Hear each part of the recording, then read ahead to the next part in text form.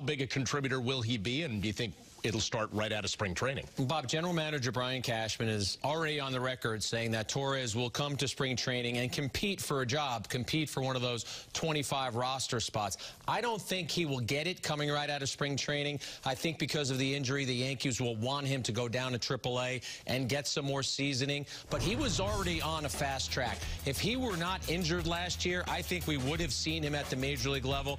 This is a player Yankee fans should be very excited about, having had the chance to have a couple of conversations with him last spring training. You think you're talking to someone who is much older and much more mature than he actually is. I asked him about his hitting style, and he talked about how much I just trust my hands. I go up there and I just trust my hands. And he follows a guy like Miguel Cabrera, a fellow Venezuelan, someone that he has tried to be like as a hitter. So he could be versatile, maybe second base if he comes up, short, a little bit of third, move him around.